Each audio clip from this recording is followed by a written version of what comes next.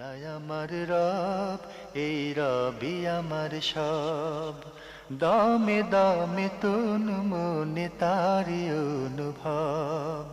তোমার দুনিয়াতে আমি যেদিকে তাকাই, অথই নিয়ামতে ডুবে আছি সবাই। পাক পাখালির গানে শুনি তসবি কলো রব, তসবি কলো রব। আল্লাহ আমার রব, এই রবি আমার সব।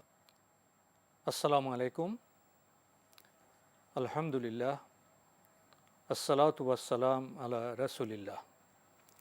প্রিয় দর্শক, আপনারা যারা দেশে আছেন প্রবাসে, সবাইকে জানাই মাহে রমজানের শুভেচ্ছা। শুরু হলো পবিত্র রমজান উপলক্ষে এনটিভি আয়োজিত এবং লাভেলো নিবেদিত লাইভ অনুষ্ঠান আপনার জিজ্ঞাসা। আপনাদের সাথে আছে আমি জয়নুল আবেদিন আজাদ। আর আপনাদের মনে জাগা প্রশ্নের জিজ্ঞাসার সরাসরি জবাব দিচ্ছেন বিশিষ্ট আলেম ডক্টর মোহাম্মদ সাইফুল্লাহ। আসসালামু আলাইকুম ওরহমতুল্লাহি ওবরাকাতুহ। প্রিয় দর্শক, আমাদের আজকের প্রাসঙ্গিক আলোচনার বিষয় ইফতার। চলুন তাহলে জিজ্ঞাসার আলোকিত ভুবনে আমরা প্রশ্ন নিচ্ছি। আসসালামু আলাইকুম। প্রিয় দর্শক, পরিচয় দিয়ে প্রশ্ন করুন। ওয়ালাইকুম, ঢাকা থেকে মিশু বলছি। জি বলুন। আমার প্রথম প্রশ্ন, মৃত মৃত আত্মীয় স্বজনের জন্য আমরা কি তাদের নাম ধরে দোয়া করবো, যেমন দাদা দাদি নানা নানি?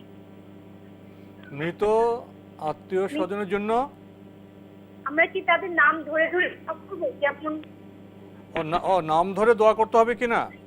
দাদা দাদি নানা নানি? জি জি জি জি আপনার আর কোনো প্রশ্ন আছে? দ্বিতীয় প্রশ্ন, জি। দ্বিতীয় প্রশ্ন, তাদের জন্য দোয়া করলে কি আমাদেরও শ্রম হবে? কি করলে? তাদের জন্য দোয়া করলে কি আমাদেরও শ্রম হবে? সব হবে না। ধন্যবাদ আপনাকে।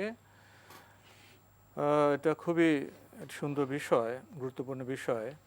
আমাদের যারা আত্মীয় স্বজন আপনজন, তারা তো একসময় ইন্তেকাল করেন, দাদা দাদি নানা নানি। তাদের জন্য আমরা দোয়া করি, তাদের নাম ধরে কি দোয়া করতে হবে? হ্যাঁ, কোনো সন্দেহ নেই। দোয়ার জন্য দুটি সুরত। একটি হচ্ছে আপনি কমন দোয়া করলেন সকলের জন্য, যে আল্লাহ আমার আত্মীয় স্বজন যারা আছে তাদের ক্ষমা করে দাও। মানে আরেকটা হচ্ছে আত্মীয় স্বজনদের মধ্যে যারা মারা গিয়েছেন তাদের জন্য বিশেষভাবে দোয়া করা।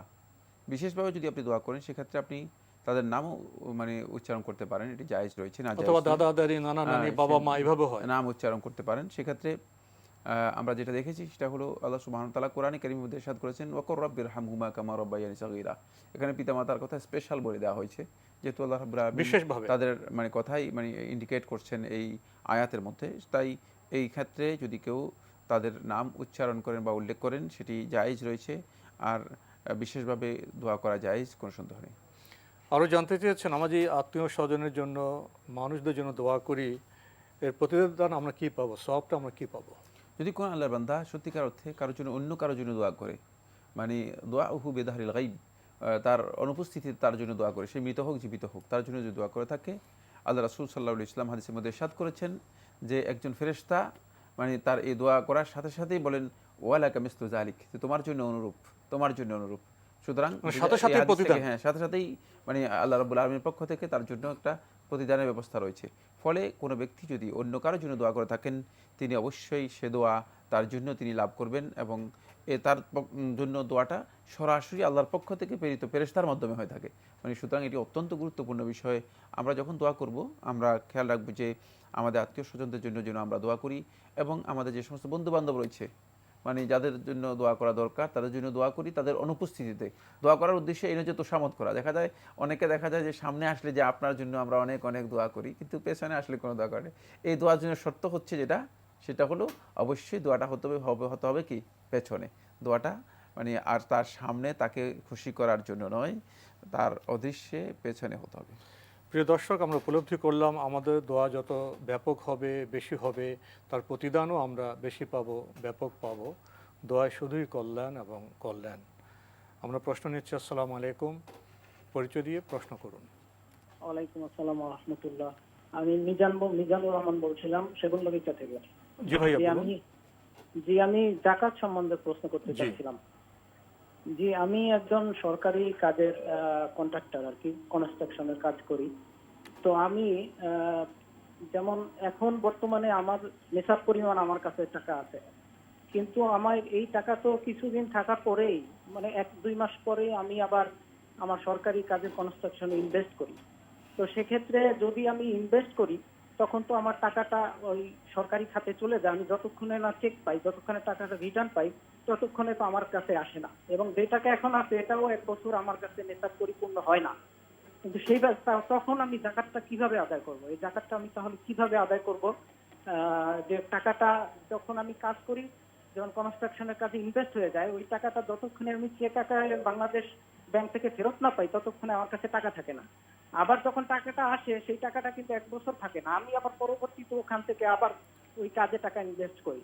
তা আমি জাকাতটা হিসাব করব কিভাবে, বা জি জি, জাকাতটা আপনার কিভাবে আদায় করব? প্রশ্ন আমরা পেয়েছি, ধন্যবাদ আপনাকে। প্রশ্ন পেয়েছেন? প্রশ্ন পেয়েছি, ধন্যবাদ। প্রথম কথা হচ্ছে, যে টাকাটা আপনার কাছে আসার পরে আবার ইনভেস্টে চলে যায় এবং আপনার হাতে থাকে না, সেটা আপনার জাকাতের মধ্যে হিসাব করতে হবে না, ধর্তব্য হবে না। আপনি যেহেতু টাকা আপনার মানে মালিকানায় 1 বছর পর্যন্ত আপনার কাছে অবস্থান করেনি, 1 বছর থাকেনি, তাহলে এটা আপনার জাকাতের মধ্যে আসবে না। আপনার জাকাতের মধ্যে আসবে ওই টাকা যে টাকা আপনার কাছে পড়ে আছে, আপনার কাছে ক্যাশ হয়ে আছে, 1 বছর আপনার কাছে আছে। যদি 1 বছর আপনার কাছে এই ধরনের কোনো টাকা না থাকে, তাহলে আপনার উপর জাকাতই আসবে না। সেক্ষেত্রে আপনার ইনভেস্টে যেটা রয়ে গিয়েছে, সেই ইনভেস্টের টাকাটুকু যখন আপনি রিসিভ করবেন, রিসিভ করার পর যদি 1 বছর আপনার কাছে থাকে, তাহলে আপনি এর জাকাত আদায় করতে হবে। আমরা জানাজা সম্পর্কে আমরা কিছু প্রশ্ন পেয়েছি, সেগুলো আমরা জবাব দেওয়ার চেষ্টা করছি। জি, আমরা প্রথম প্রশ্নটির উত্তর দিচ্ছিলাম, সেটা হচ্ছে জানাজা সলাতের মধ্যে তিনি যে প্রশ্নটি করেছেন হামদ এবং সানার ব্যাপারে, এবং সাথে সূরাতুল ফাতিহার ব্যাপারে। সূরাতুল ফাতিহার ব্যাপারে সহিহ হাদিস দ্বারা সাব্যস্ত হয়েছে, সহিহ বুখারী riwayতের মাধ্যমে এসে সাব্যস্ত হয়েছে।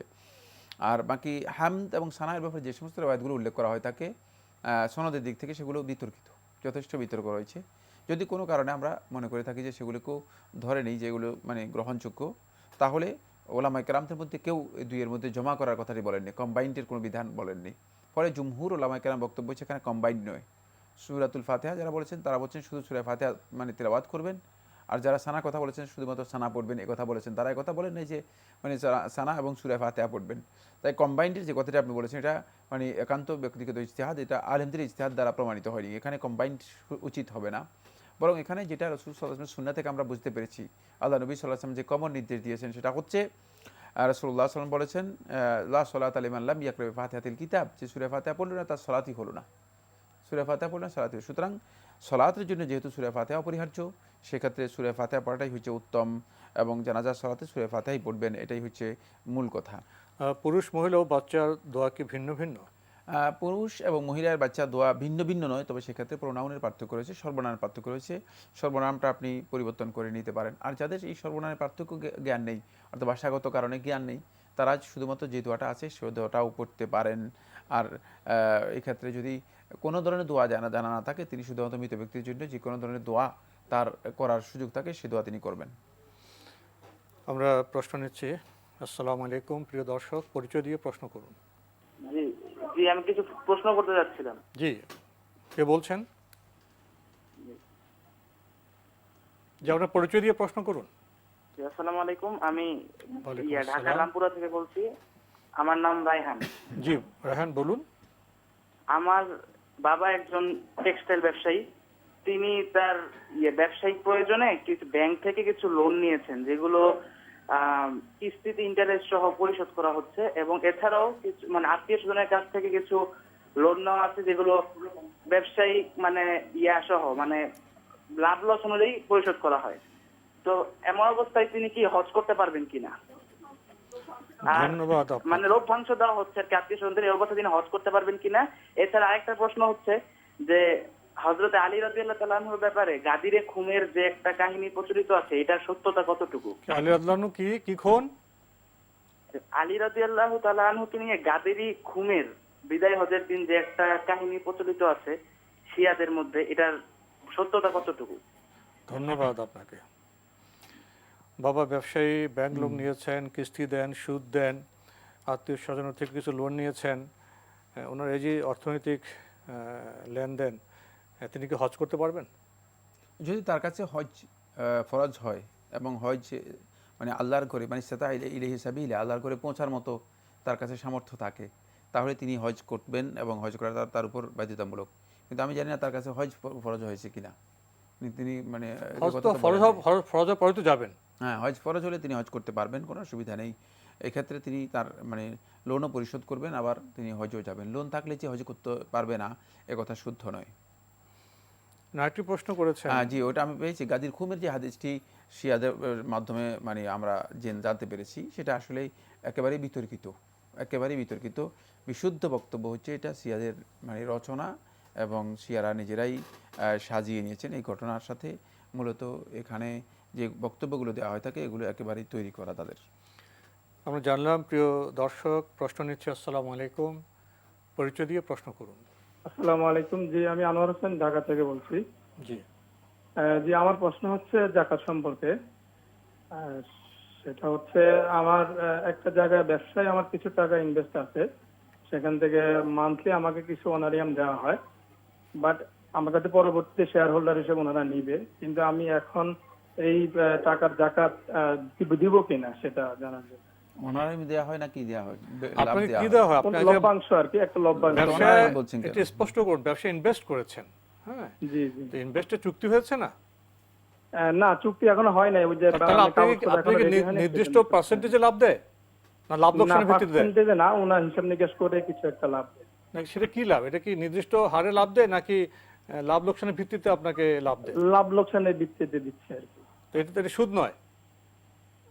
না না, সুদ না।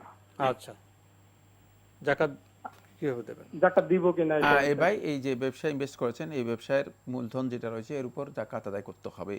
যদি সেটা নিসাব পরিমাণ হয়ে থাকে তাহলে অবশ্যই তাকে জাকাত দিতে হবে। বাকি তিনি যেভাবে প্রশ্নটা মানে করেছেন সেভাবে প্রশ্নটা যথার্থ হয়নি। আমরা জানলাম। প্রিয় দর্শক, পরিচয় দিয়ে প্রশ্ন করুন। আসসালামু আলাইকুম, লাইনে আছেন? জি, হ্যালো, আসসালামু আলাইকুম। ওয়ালাইকুম আসসালাম, পরিচয় দিয়ে প্রশ্ন করুন। জি, আমি মোহাম্মদ ইফতেখার আলম টুটুল ছিলাম। জি, বলুন। জি, আমার প্রশ্ন হচ্ছে দুটা। জি। আমার নাম টুটুল, এটা কি ইসলাম সম্মত কিনা এটা কি জানতে চাচ্ছিলাম। টুটুলের অর্থ কি বলেন? টুটুলের অর্থটা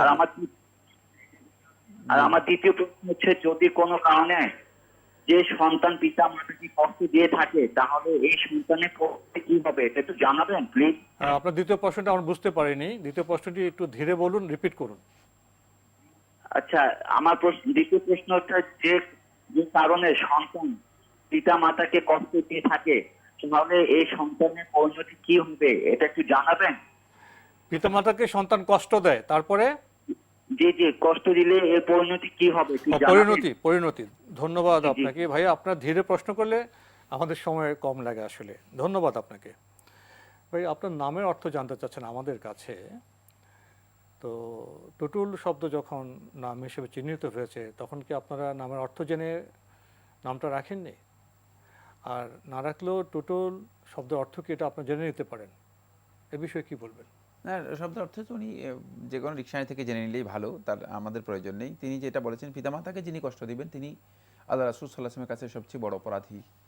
বরং রাসূলুল্লাহ সাল্লাল্লাহু আলাইহি ওয়াসাল্লাম বলেছেন, লা ইয়াদখুলুল জান্নাহ, যে তিন দল লোক জান্নাতে প্রবেশ করবে না। তোর মধ্যে একজন হচ্ছে আকুল্লি ওয়ালিদাইহি, যে তার পিতামাতাকে কষ্ট দেয়, পিতামাতার সাথে অসৎ ব্যবহার করে, খারাপ ব্যবহার করে, সে জান্নাতে প্রবেশ করতে পারবে না। এটি অত্যন্ত বড় ধরনের অপরাধ। সকল প্রকার নেক আমল করার পরেও যদি কেউ মানে তার পিতামাতার হক নষ্ট করে থাকে অথবা তাদের সাথে উকুক করে থাকে, মানে দুর্ব্যবহার করে থাকে, তাহলে সে জান্নাতে প্রবেশ করতে পারবে না। আমরা জানলাম। প্রিয় দর্শক, প্রশ্ন নিচ্ছে। আসসালামু আলাইকুম, পরিচয় দিয়ে প্রশ্ন করুন। আসসালামু আলাইকুম। ওয়ালাইকুম আসসালাম। হ্যাঁ, আপনার জিজ্ঞাসা এটা? জি, আপনার জিজ্ঞাসা আমরা আপনাকে শুনতে পাচ্ছি। পরিচয় দিয়ে প্রশ্ন করুন। হ্যাঁ জি, আমি হ্যাঁ হ্যাঁ আপনার পরিচয় দিয়ে প্রশ্ন করুন। আমি মোস্তাকিমুল আজাদ বলছি বগুড়া থেকে। জি, বলুন। হ্যাঁ জি, আমার প্রশ্নটা হচ্ছে, রুকু এবং সিজদাতে তাসবিহ করার পরে আল্লাহু আকবার কাবীরা, আলহামদুলিল্লাহি কাসীরা, সুবহানাল্লাহি বুকরাতা ওয়া আসীরা, এটা কি বলা যাবে কিনা এবং এটা বলার কারণে কোনো ফজিলত আছে কিনা? ধন্যবাদ। পেয়েছেন তো প্রশ্ন? হ্যাঁ, ধন্যবাদ। রুকু এবং সিজদা তাসবিহের পরে আল্লাহু আকবার কাবীরা, সুবহানাল্লাহি বুকরাতা ওয়া আসীরা, এটি যদি আপনি পড়তে পারেন পড়া জায়েজ রয়েছে, রুকু এবং সিজদা দুটাতেই জায়েজ রয়েছে, যেহেতু এর মধ্যে আল্লাহ রাব্বুল আলামিন তামজিদ এবং আল্লাহ রাব্বুল আলামিনের প্রশংসা দুটাই রয়েছে, তাসবিহ রয়েছে, সুতরাং এটা পড়া জায়েজ রয়েছে। আর এর ফজিলত এটা এই লাফজের ফজিলতের ব্যাপারে সুস্পষ্ট হাদিস এসেছে। এই হাদিসটি আলেমদের মধ্যে কিছু বিতর্কিত হলেও একদল উলামায়ে কেরাম হাদিসটিকে হাসান বলেছেন। যদি এই লাফজটা হচ্ছে জিকিরের মধ্যে শ্রেষ্ঠ যে সমস্ত আলফাজ রয়েছে, শব্দ রয়েছে, তার মধ্যে একটি, সুতরাং কেউ যদি এটি পড়েন তিনি অবশ্যই একটি ভালো জিকির করলেন, এর কোনো সন্দেহ নেই। এই জিকিরটা অত্যন্ত গ্রহণযোগ্য জিকিরের মধ্যে একটি। আমরা জানলাম। প্রিয় দর্শক, প্রশ্ন নিচ্ছি। আসসালামু আলাইকুম, পরিচয় দিয়ে প্রশ্ন করুন। রাহমাতুল্লাহ, আমি আব্দুল মান্নান বলছিলাম। জি ভাইয়া বলুন। যে আমি কোরআন শরীফ পড়ি কিন্তু মনে হয় যে শুদ্ধ হচ্ছে না, কিন্তু আমি যদি এটা ইউটিউবের মাধ্যমে ওই কোরআন তেলাওয়াত হয়, এটা পাশে রেখে যদি আমি কোরআন পড়ি তাহলে কি কোরআন শরীফ পড়া হবে? এক নম্বর প্রশ্ন। জি। 2 নম্বর প্রশ্ন হচ্ছে যে এই রমজান মাসে কি বেতন নামাজ কেরাত করে পড়তে হবে না আস্তে আস্তে পড়লেও হবে? ধন্যবাদ আপনাকে। ওনার মনে হচ্ছে ওনার কোরআন পড়াটা শুদ্ধ হয় না, উনি ইউটিউবের সাহায্যে চর্চা করেন, ঠিক আছে কিনা? না, তেলাওয়াত শুদ্ধ করার জন্য যে আপনি ইউটিউব অথবা অন্য কোনো ডিভাইসের সহযোগিতা নেন, এটি না জায়েজ কিছুই নয়। যেমনিভাবে আপনি আরেকজন কারি সাহেবের যদি সাহায্য নেন সেটাও জায়েজ। কারি সাহেবের পরিবর্তে এখন ইউটিউবের সাহায্য নিচ্ছেন, এটা জায়েজ, না জায়েজ নয়। সেক্ষেত্রে আপনার তেলাওয়াত হয়ে যাবে। শর্ত হচ্ছে ওর এর সাথে আপনাকে কী করতে হবে? অবশ্যই তেলাওয়াত করতে হবে, আপনাকে তেলাওয়াত করতে হবে।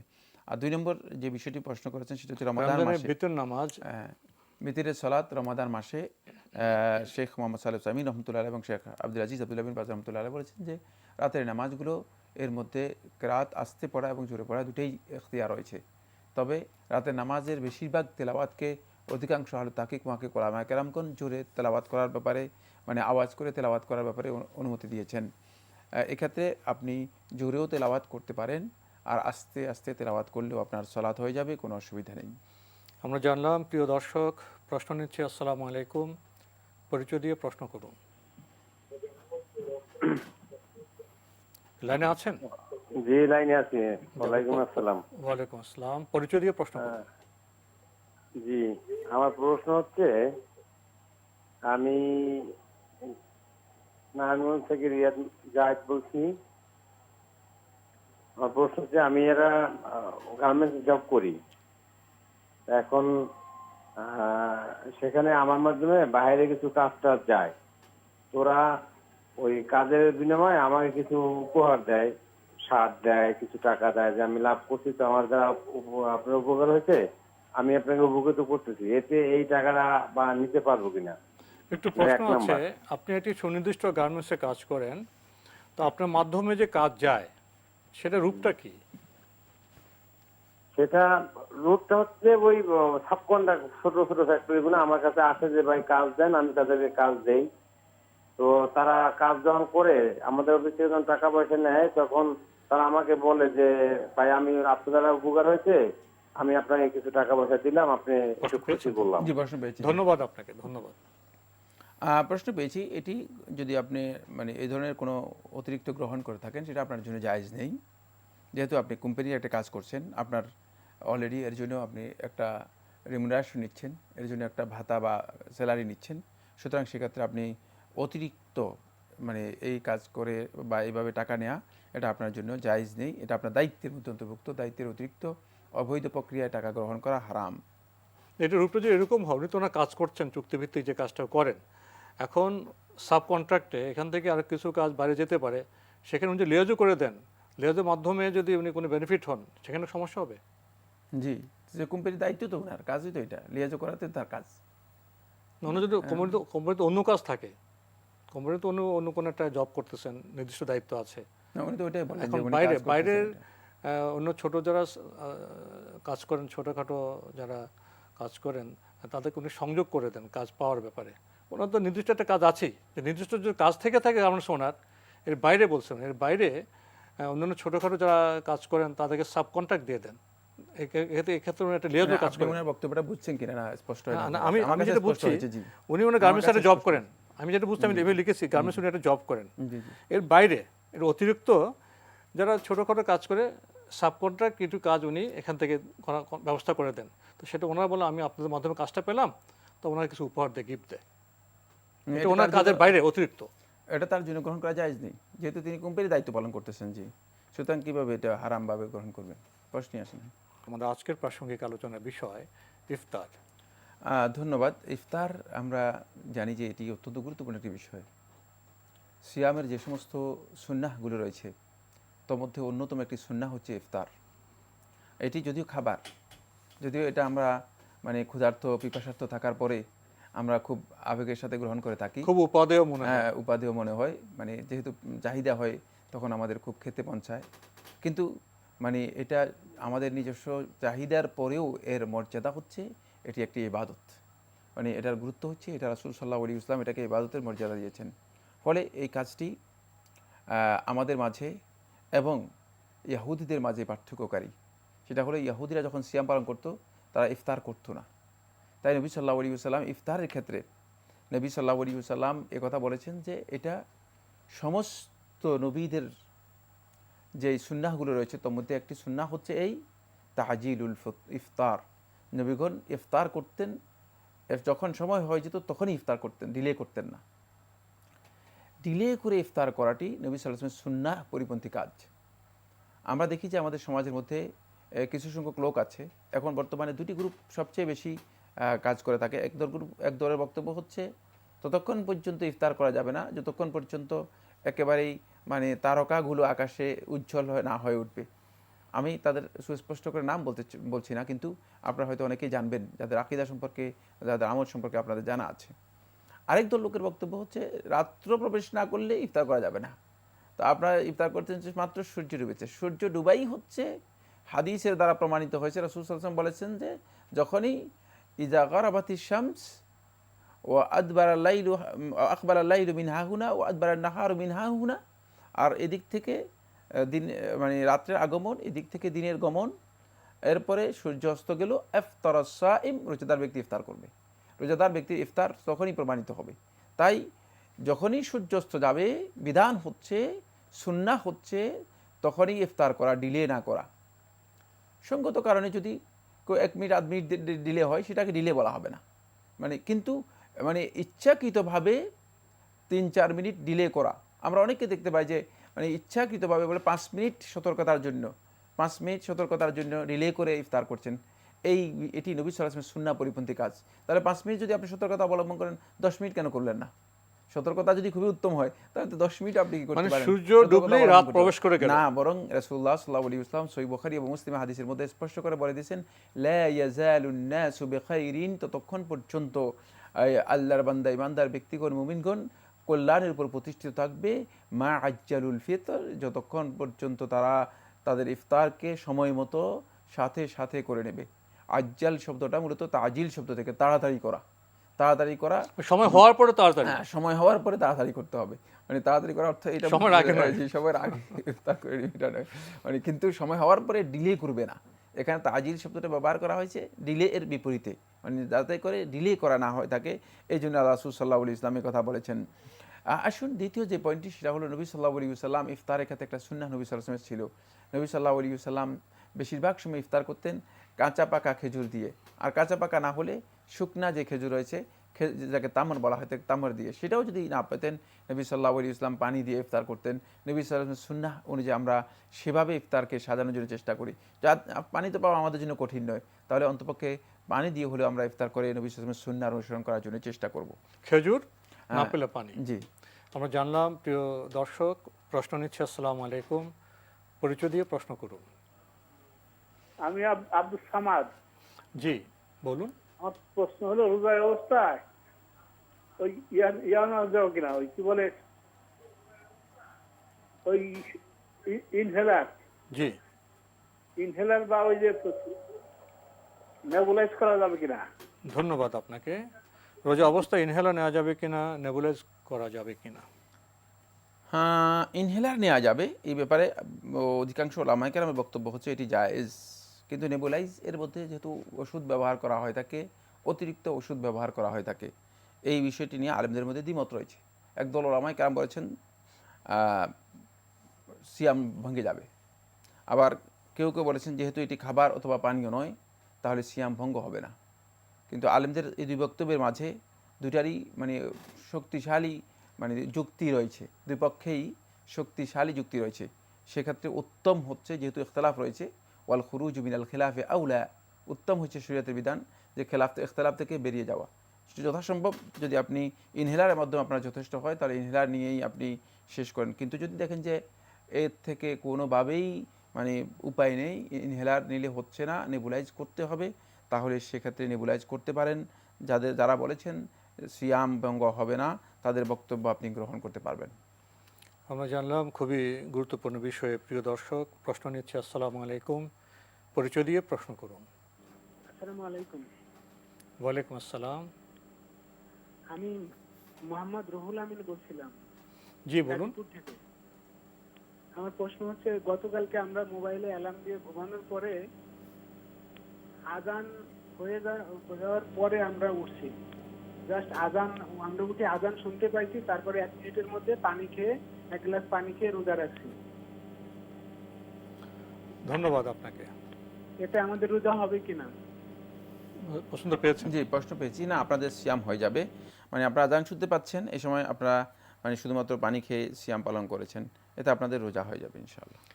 আমরা জানলাম। প্রিয় দর্শক, প্রশ্ন নিচ্ছি। আসসালামু আলাইকুম, পরিচয় দিয়ে প্রশ্ন করুন। আমার প্রশ্নটা হচ্ছে, আমি কুমিল্লা থেকে বলছি, কুমিল্লা রেসকোর্স থেকে, মোহাম্মদ রুহুল আমিন। জি বলুন।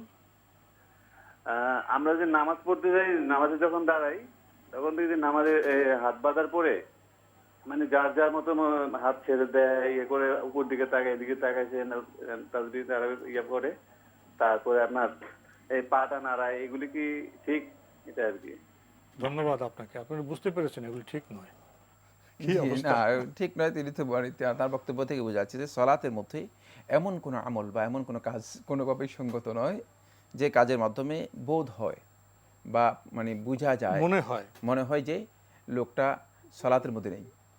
মানে লোকটা সলাতের মধ্যে নেই, উপর দিকে তাকানো, ডানে তাকানো, বামে তাকানো, হাত পা নাড়াচাড়া করা, যদি এই ধরনের কোনো কাজ সলাতের মধ্যে কেউ করে থাকেন, তাহলে তার এই সলাত যথার্থ হবে না, বরং সলাত বাতিল হয়ে যাবে। এটাকে সলাতের ফিকহি পরিভাষা বলা হয় থাকে আমুল কাসির। যদি কেউ মনে করে থাকেন যে অনুভব করেন, মনে হয় যেন লোকটা সলাতের মধ্যে নেই, তাহলে তার এই সলাতটি যথার্থ হয়নি, তার এই কাজগুলো কোনোভাবেই সঙ্গত নয়। আমরা জানলাম। প্রিয় দর্শক, প্রশ্ন নিচ্ছি। আসসালামু আলাইকুম, পরিচয় দিয়ে প্রশ্ন করুন। আমার নাম, আসসালামু আলাইকুম। ওয়ালাইকুম আসসালাম। আমার নাম জাকির হোসেন। আমার একটা প্রশ্ন হলো, আমার একটি ছেলে প্রতিবন্ধী, এখন আমি আমার যাকাতের টাকা কি প্রতিবন্ধী ছেলেকে দিতে পারবো কিনা? ধন্যবাদ আপনাকে। পেয়েছেন প্রশ্ন? মানে তিনি তার প্রতিবন্ধী ছেলেকে যাকাতের টাকা দিতে পারবেন কিনা? না, আপনি আপনার মানে টাকা থেকেই তো আপনার ছেলের মানে সম্ভব ছেলেকে স্নান করা, সহযোগিতা করা আপনার জন্য উচিত। সেক্ষেত্রে আপনি যাকাতের টাকা ছেলেকে দেওয়ার জন্য চাচ্ছেন কেন? আপনার জন্য উচিত হচ্ছে যেটা, সেটা হলো আপনি আপনার ছেলেকে আপনার নিজের যাকাতের টাকা না দিয়ে নিজের টাকা যেটা রয়েছে সেখান থেকেই ছেলেকে দেয়া। আপনি এই টাকা যেটা আছে এটা সন্তানকে সহযোগিতা করা আপনার জন্য সদকা এবং বড় ধরনের মানে সিলাতুর রাহিম এর মধ্যে অন্তর্ভুক্ত। এটা বড় ধরনের ভালো কাজ, মানে যেখানে আল্লাহ রাব্বুল আলামিনের হকটুকু সেখানে নিয়ে আসার মানে প্রয়োজন নেই। কিন্তু এমন যদি হয় যে মানে তার চলার কোনো ব্যবস্থা মানে নেই এবং সে সকল দিক থেকে অক্ষম, তাকে আপনি যতটুকু সম্ভব সহযোগিতা করার পরেও সম্ভব হচ্ছে না, বা তার চিকিৎসা অনেক টাকা লাগবে, তার মানে নিডস পূরণ হচ্ছে না, এই ক্ষেত্রে মানে আপনি তাকে আপনার যাকাতের টাকা যদি দেওয়াটা বাধ্যতামূলক হয়ে যায় তাহলে আপনি দিতে পারবেন। কিন্তু মানে আপন ছেলেকে যাকাতের টাকা দেওয়ার মাসআলাটি মানে যথার্থ নয় এই জন্য, কারণ ছেলেকে আপনি নিজের টাকা দিয়েই তো সহযোগিতা করতে পারেন। যে এই টাকা আপনি যেটা জমা করছেন সেটা আপনি কিসের জন্য তাহলে জমা করছেন? মানে জমা করার কোনো প্রয়োজন নেই। জানলাম। প্রিয় দর্শক, প্রশ্ন নিচ্ছি। আসসালামু আলাইকুম, পরিচয় দিয়ে প্রশ্ন করুন। লাইনে আছেন? সময়ের কারণে আমরা আজকে আর প্রশ্ন নিতে পারছি না, তবে আপনাদের অবগতির জন্য জানাতে পারি আপনার জিজ্ঞাসা অনুষ্ঠানটি আপনারা এনটিভি অনলাইনেও দেখতে পারবেন। ভিজিট করুন www.ntvbd.com। এছাড়া ইউটিউবে এবং আমাদের ভেরিফাইড ফেসবুক পেজে অনুষ্ঠান দেখতে পারবেন। তো আজকে আমাদের এখানে শেষ করতে হচ্ছে। আপনাকে অনেক ধন্যবাদ। আপনাকে অশেষ ধন্যবাদ। প্রিয় দর্শক, আসুন আমরা রমজানকে উপলব্ধি করি, আমরা সংযমে আরও শুদ্ধ হই এবং কোরআনের সাথে আমাদের সম্পর্ককে আরও গভীর করি। দেখা হবে ইনশাআল্লাহ আগামীকাল একই সময়ে। প্রিয় দর্শক, মহান আল্লাহ আমাদের সবাইকে নিরাপদে রাখুন, রাখুন শান্তিতে। আসসালামু আলাইকুম। আল্লাহ আমার রব, এই রবি আমার সব, দামে দামে তুন মনে তারি অনুভব। আল্লাহ আমার রব, এই রবি আমার সব।